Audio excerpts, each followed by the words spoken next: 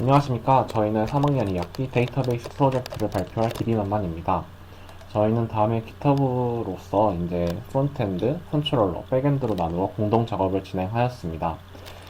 그리고 도커를 활용해 데이터베이스 서버를 구축, 배포하였고, 다음 소설창을 봐주시기 바랍니다. 이제 데이터베이스를 구축한 이후에 파이썬 코드를 활용해 더미 데이터를 추가하였습니다.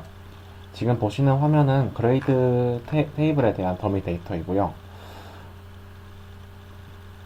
네, DBMS가 준비된 이후에는 이제 백과 프론트를 나누어 서로 간의 병목 없이 개발을 병행하였습니다. 그 규칙을 위해서 다음과 같이 파라미터로 받을 값과 아웃풋으로 받을 값을 정의를 하였습니다. 그리고 백과 프론트는 컨트롤 파트가 이어주도록 했고, 각자 자기가 편한 언어와 프레임워크를 사용하도록 하였습니다. 이때 서로 간의 정보를 주고받는 포맷은 JSON을 활용하였습니다.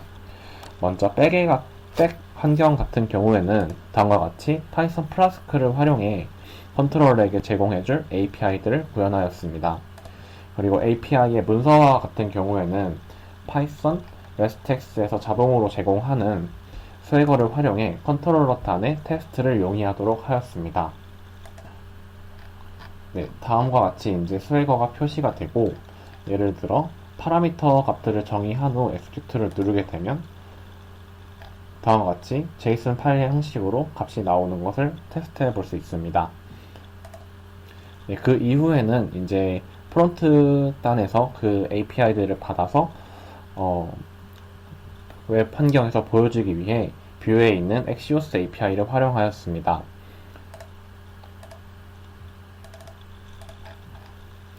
네, 다음과 같이 Axios API를 활용하여서 이 주소값에 있는 API들을 받아서 가공을 하여 이제 값을 넣어주고, 이제 그 값들을 뷰 자체적인 메소드인 뷰 on이나 뷰 for 같은 것을 활용하여서 웹 어플리케이션에 보여줄 수 있도록 활용하였습니다. 그리고 그 웹 환경은 꾸미는 방법을 이제 스타일에 있는 다양한 CSS 코드를 통해서 구현을 진행하였습니다. 네, 이제부터 발표할 것은 이제 웹 화면입니다. 처음 보이는 화면은 다음과 같이 로그인 화면입니다.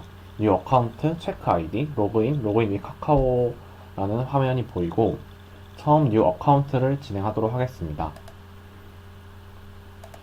네, 뉴 어카운트 환경에서 이제 사용자의 아이디, 이름, 이메일, 패스워드를 입력하는 칸이 보이고, 이것들을 입력하지 않았을 경우와 이메일을 중복 체크하지 않았을 경우에 Alt가 나오는 형식으로 진행하였습니다.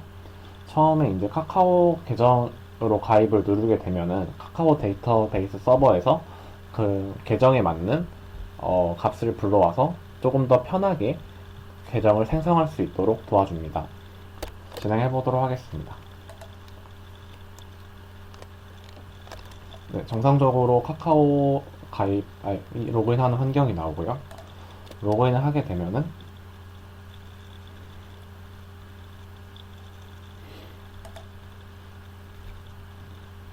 다음과 같이 정상적으로 이제 값이 나옴을 확인할 수 있습니다. 그리고 처음으로 이제 그 스튜던트 아이디를 입력을 해주게 되면은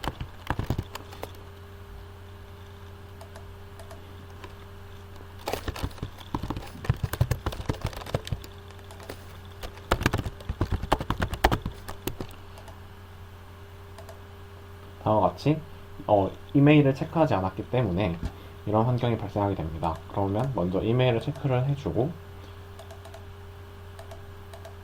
계정 생성을 완료시킵니다. 네, 이제 생성된 계정이 있는지 없는지 확인하기 위해 체크 아이디를 들어가도록 하겠습니다. 체크 아이디에서 방금 생성했던 아이디에 대한 값을 넣어주고, 이 페이지도 마찬가지로 이메일 입력 안 된 채 확인을 누를 경우에는 이메일을 먼저 나오게끔 진행하였습니다.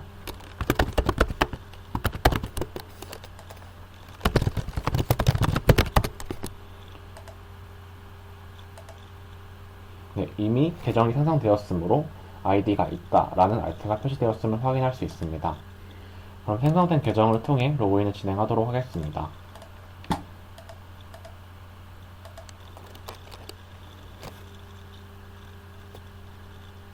네, 로그인을 처음 하게 되면은 다음과 같은 화면이 나오게 됩니다.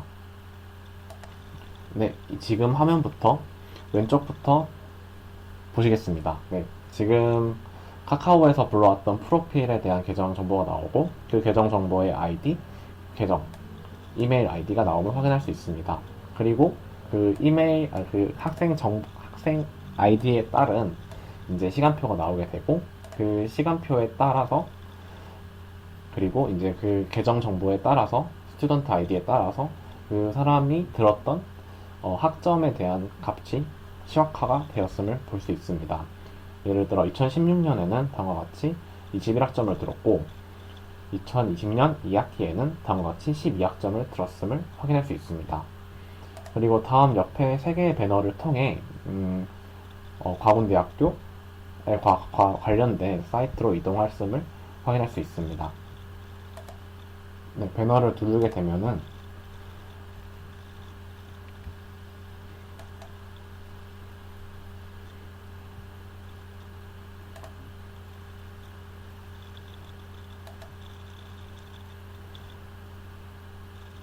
네, 마지막으로 마지막 배너를 누르게 되면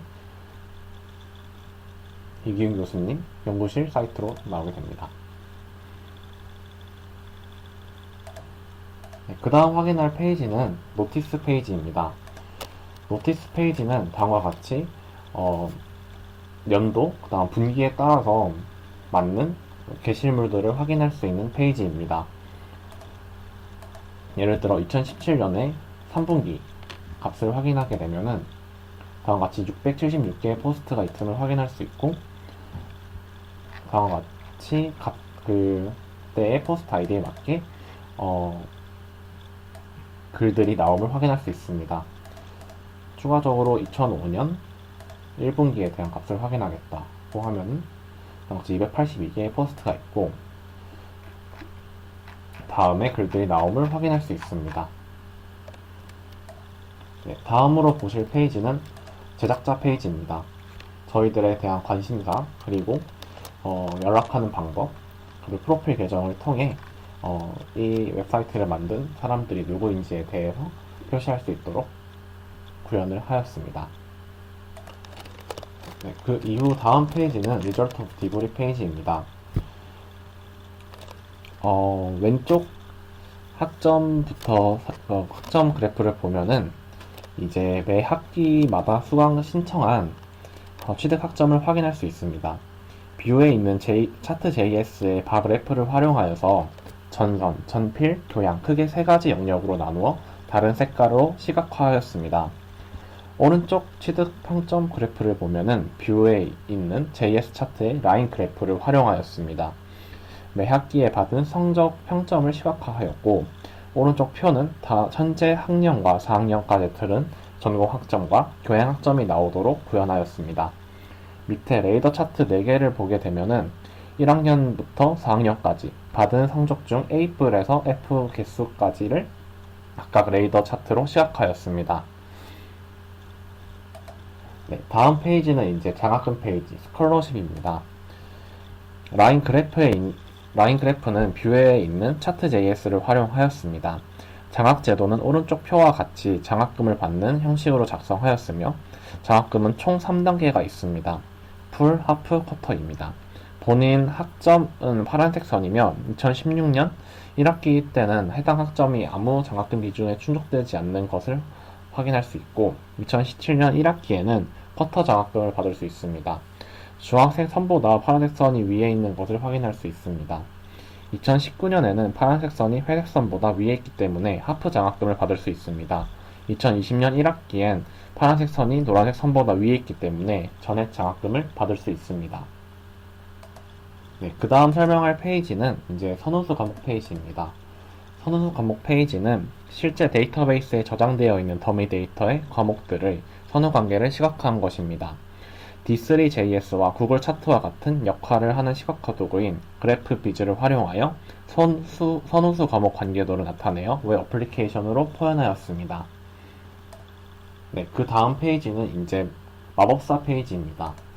마법사는 사용자의 취향에 따라서 수강 신청 시간표를 제작해주는 프로그램이며, 사용자는 늦은 강의, 이른 강의, 공강 중 하나를 선택하고 소규모, 대규모 강의 중 하나를 선택할 수 있습니다.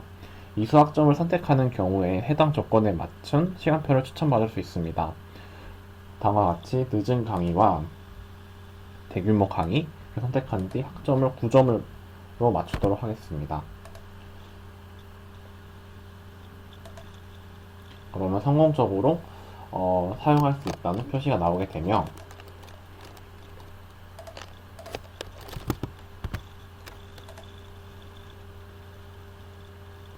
네. 연산 이후에 다음과 같이 추천되는 시간표를 보여줄 수 있음을 확인할 수 있습니다. 네, 그 다음 페이지는 이제 인롤먼트 페이지입니다. 인롤먼트 페이지는 수강 신청과 관련된 페이지이며, 다음과 같이 2020년 2학기에 대한 수강 신청된 그래프들을 수강 신청이 가능한 과목들을 조회할 수 있습니다. 그 중에 클래스 아이디를 통해서 검색된 결과를 확인할 수 있는데, 그것을 즐겨찾기를 할 경우 이제 밑에 있는 즐겨찾기 페이지로 넘어가게 됩니다. 네, 이제 검색을 시작해 보도록 하겠습니다. 수요일 5교시에 있는 과목을 검색을 하게 되면은 다음과 같이 표시가 되고 즐겨찾기를 추가할 수 있습니다. 그 이후에 예를 들어 월요일 6교시인 것을 확인하게 되면은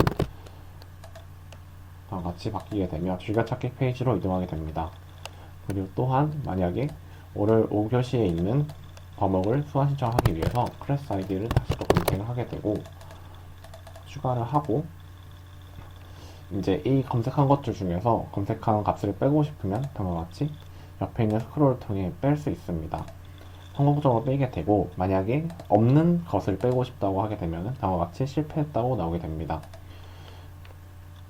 그래서 이 두 개들을 이제 등록을 하게 되면은 두 개에 대한 값이 성공적으로 이제 수강 신청이 되었음을 확인할 수 있고, 그거에 대한 것들을 다음과 같이 정상적으로 수강 신청이 되었음을 확인할 수 있습니다. 네, 그 이후에 이제 로그아웃을 하게 되면은 정상적으로 세션이 사라지게 되어 이제 다시 로그인 할 수 있는 화면으로 넘어가게 됩니다. 감사합니다. 지금까지 DB만만팀이었습니다.